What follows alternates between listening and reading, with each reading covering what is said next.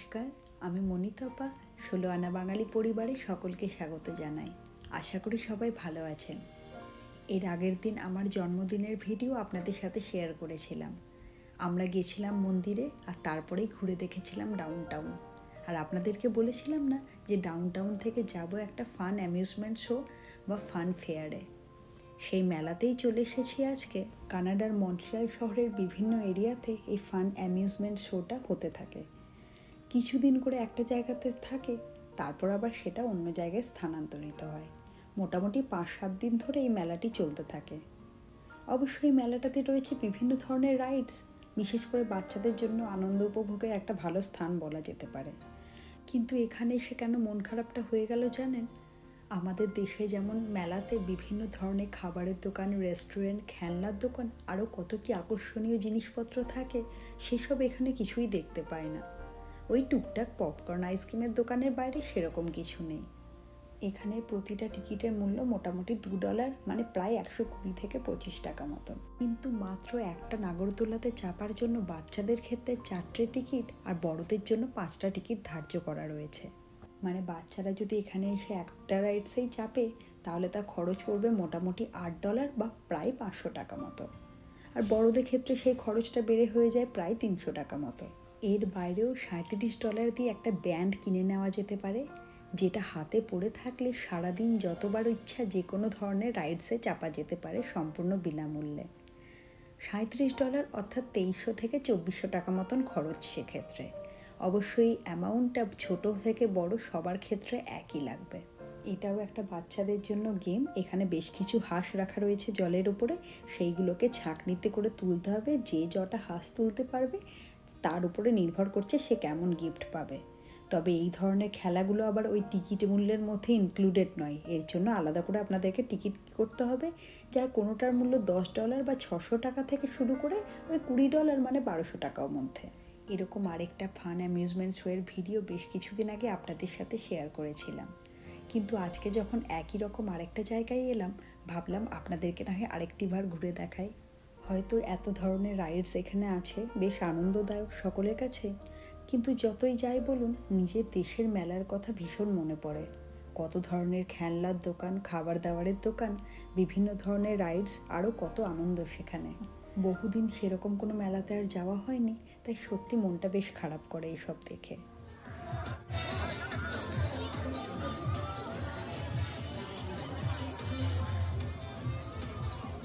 এইটাও আরেক ধরনের গেম। ওই ওয়াটার গান দেওয়া আছে সামনে, সেটা দিয়ে টার্গেটটাকে হিট করতে হবে, তাহলে টার্গেটের সামনে রাখা পুতুলগুলো ওপরের দিকে উঠবে। যার পুতুল যতটা উঁচুতে উঠবে সেই হবে উইনার, সে পাবে একটি গিফট।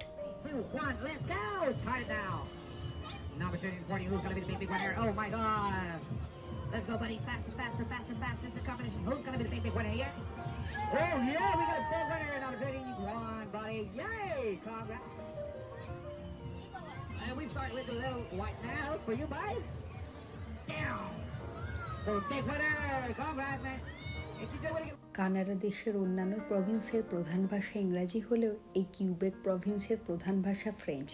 তাই সরকার থেকে বিশেষভাবে ব্যবস্থা করা হয় যাতে সকলে অতি সহজে ফ্রেঞ্চ ভাষাটিকে রপ্ত করে নিতে পারেন। তার জন্য রয়েছে বিভিন্ন শিক্ষা প্রতিষ্ঠান, ইনস্টিটিউশন, বিভিন্ন সরকারি মাধ্যম। সবথেকে বড় সুবিধা, সরকার অনুমোদিত এই ফ্রেঞ্চ ক্লাসগুলি থাকে মোটামুটিভাবে ফ্রি, তার জন্য আলাদা করে কোনো মূল্য দিতে হয় না। আসলে ফ্রেঞ্চ ভাষায় থাকে অনেকগুলো লেভেল, প্রতিটা লেভেল পাস করলে তবেই আপনি পরবর্তী লেভেলের ক্ষেত্রে অ্যাপ্লাই করতে পারবেন। অনেক ক্ষেত্রে আবার জানেন, সরকার থেকে ইকোনমিক্যাল অ্যাসিস্ট্যান্স অর্থাৎ বেশ কিছু টাকাও দেওয়া হয় প্রতিদিন ফ্রেঞ্চ শিখতে যাওয়ার জন্য।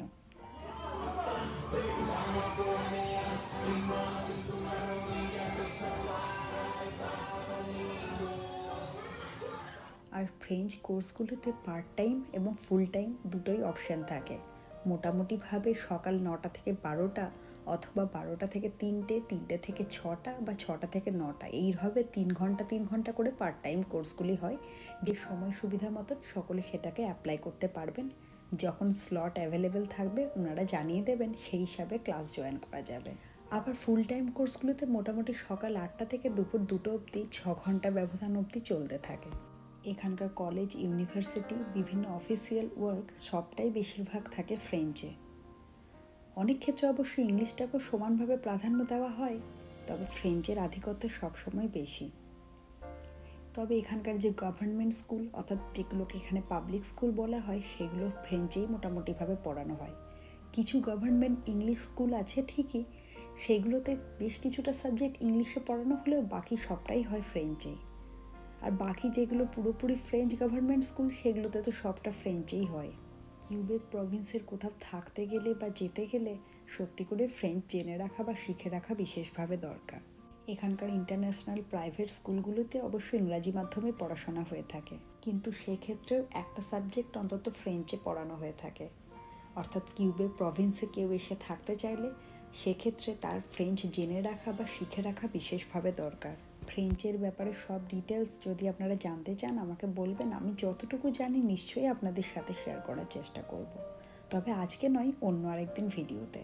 এই দিকে রয়েছে ওরকম আবার গেমের দোকান, ওই একইভাবে পেমেন্টের মাধ্যমে বিভিন্ন গেম খেলে পুরস্কার জিতে নিতে হবে।